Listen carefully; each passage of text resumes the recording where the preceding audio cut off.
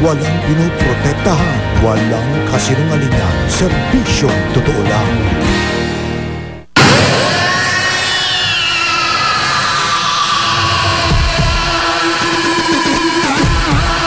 May kung ilang beses na tinalakay yung buhay ni Romeo Lee bilang isang dalubhasang artist.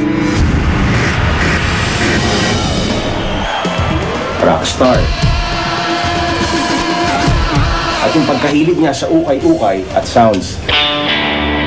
Pero ang hindi alam marahil ng ilan ay isa itong dalubhasang mountaineer. Dude! Jay. Ayos. May nabili ako, tingin mo.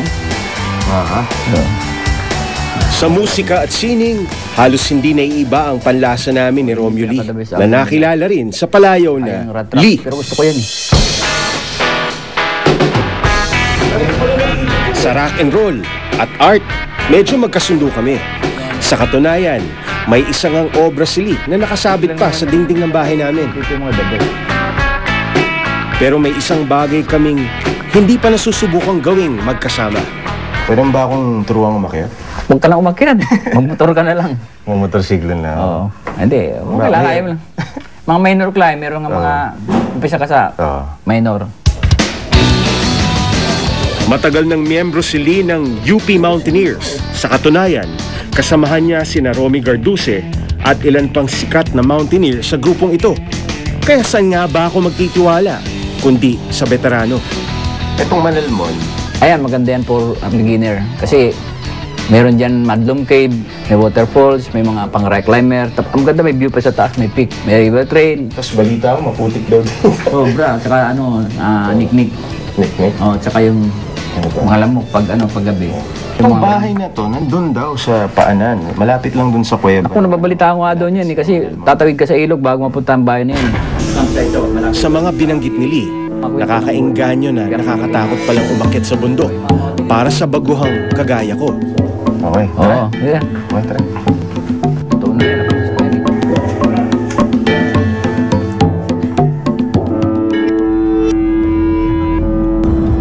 Habang papalapit kami sa Manalmon, tiyak na marami kaming sasalubunging sorpresa.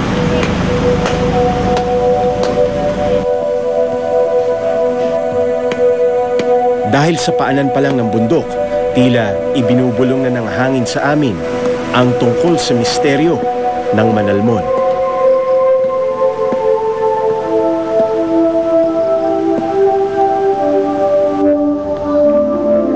Lalim ba to? Babaw lang? Ano pa ba to? Hindi mo bigyan.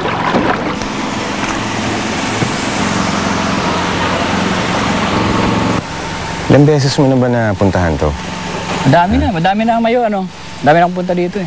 Mga ilan? May 10, gano'n? Mga ganun. Hindi, mga 5, mga 7. Pero isa ito dun sa di ba? Mga madadaling akitin, no? Oo, Bagito, di ba? tawag namin fun climb. Bagay sa akin to.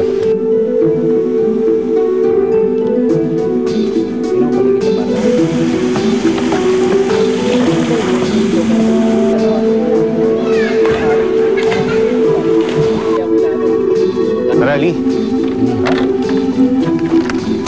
Pagbaba pa lang ng balsa, ang excitement ko biglang napalitan ng pangamba.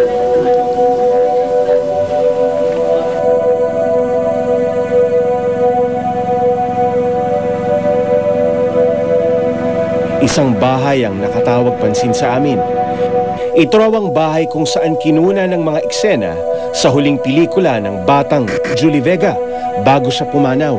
Pero anong natatanda mo kay Julie Vega? Sikat na sikat sa sa TV dati, yung usong, yan yung mga imo-imo, yung mga api-api, yan. Kumbaga bago sila, Judy Ann, kung sino man, isa sa mga Parang wala akong napanood na masayang move na TV series. Yan, Puro api, no? Puro ng puti. Anong pangalan niya? Buong pangalan? Antonio Donceras. Don Seras. Don Seras.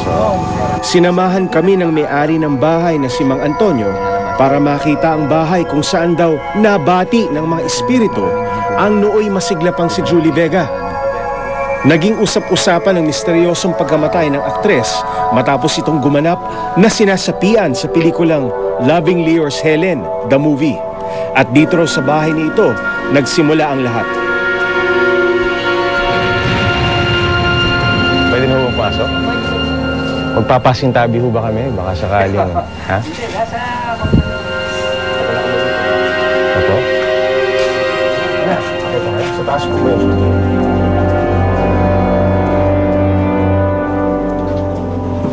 Maliban sa luma na ang bahay, wala nang bakas na minsang gumawa ng pelikula rito si Julie.